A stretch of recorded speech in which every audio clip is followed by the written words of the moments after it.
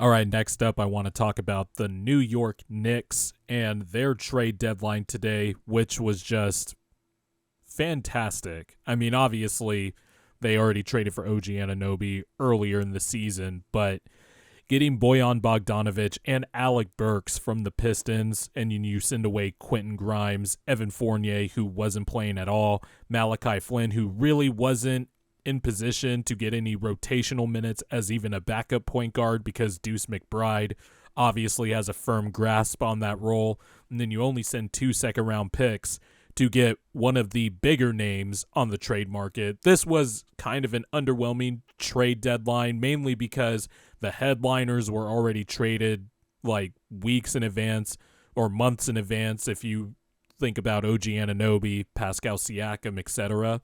But getting Bojan Bogdanovic, who he's not going to average 20 points with the Knicks, but is somebody that is a shooter, can attack a closeout, definitely not the same defender that he was even in Utah, where he really wasn't even that good, but was still better. You still get somebody that can space the floor, shoots 47% on wide open threes, and will definitely fill that void left by Grimes. And, if you want to replace Fournier's shooting, you got one of the best shooters in the NBA. And then Alec Burks, I have to admit, I wasn't a big fan of his during his time in Detroit. But again, Detroit's a bad team, but he did shoot 40% from three. He is an unconscious shooter. And on a team that Tom Thibodeau has willingly admitted that he wants his team to take more threes, you definitely got two nice pieces there when it comes to Burks and Bogdanovic. But now you look at this Knicks rotation.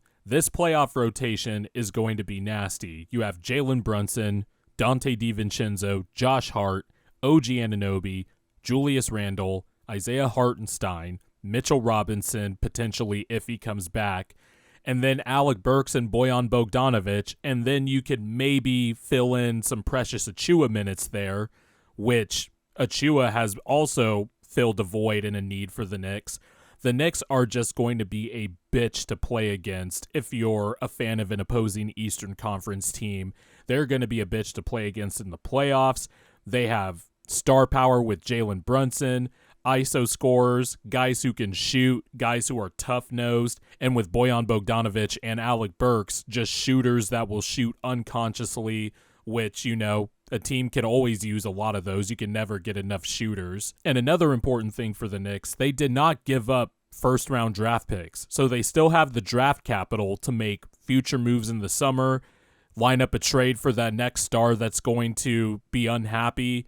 So the Knicks are not only set up now for the short term, they have a nice window now because the core of their team is young, and big picture-wise, they can maneuver and make a lot of moves. So I like this trade deadline for the Knicks. Let's say even in the most catastrophic scenario, Bogdanovic and Alec Burks don't work out as you'd hoped. There's still a lot of optionality in the rotation to where you can find multiple solutions in a playoff series. So good trade deadline moves for the Knicks, and they are going to be an absolute bitch to play against in the playoffs.